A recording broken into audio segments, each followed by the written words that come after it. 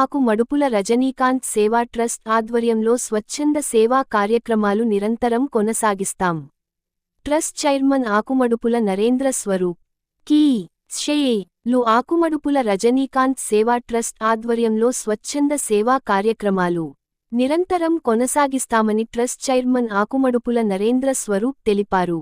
తిమ్మాపూర్ మండలం మహాత్మానగర్, ఎలెండి కాలనీ లో కరీంనగర్ జిల్లా స్వాతంత్ర సమరయోధుల ఆధ్వర్యంలో కొనసాగుతున్న మానసిక వికలాంగుల పాఠశాల విద్యార్థుల కోసం ఆదివారం రోజున కీ లు ఆకుమడుపుల రజనీకాంత్ సేవా ట్రస్ట్ 8 క్వింటాళ్ల బియ్యాన్ని పంపిణీ చేసింది. ఆరోగ్యం బాగలేక హాస్పిటల్లో ఉంటే బ్లడ్ కావాలంటే రోజు 50 మంది వచ్చారు, మేము ఇస్తామని.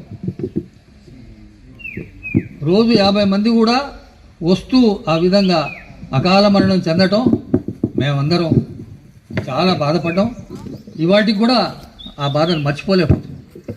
ఇంకో విషయం ఏంటంటే, ఈ ట్రస్ట్ ఎవరైతే నిర్వర్తిస్తున్నారో ఆ ట్రస్ట్ బోర్డు వారికి ప్రత్యేక నమస్కారాలు చెప్తున్నా. ఇంకా ఈ విధంగా ముందుకు తీసుకుపోవడంలో ఈ ట్రస్ట్ బోర్డు చేసేటువంటి కార్యక్రమాల్ని ప్రజల్లోకి తీసుకుపోయినట్టయితే ఇంకా ఎంతోమంది వీరికి అండగా నిలిచి ఈ ట్రస్ట్ బోర్డుని ముందుకు తీసుకుపోవడానికి ప్రయత్నిస్తారు.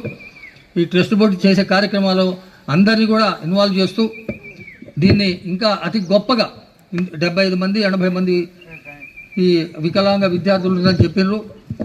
వీళ్ళకి డబల్గా చేసి ఇంకా వాళ్ళందరినీ కూడా మంచి భగవంతుడు చల్లగా కాపాడాలంటూ చల్లగా చూసే విధంగా ఆ ట్రస్ట్ బోర్డు వారు చూడాలని కోరుకుంటూ, మరి మా కూతురైనటువంటి సంధ్యారాణి కూడా, ఈ మా బావగారు కూడా, మా స్వరూప్ ఇప్పుడే చెప్పారు, సర్పంచ్ గారు, మా బావగారు కూడా చెప్పారు, ప్రతి సంవత్సరం ఇదే విధంగా కొనసాగిస్తాం అని చెప్పారు.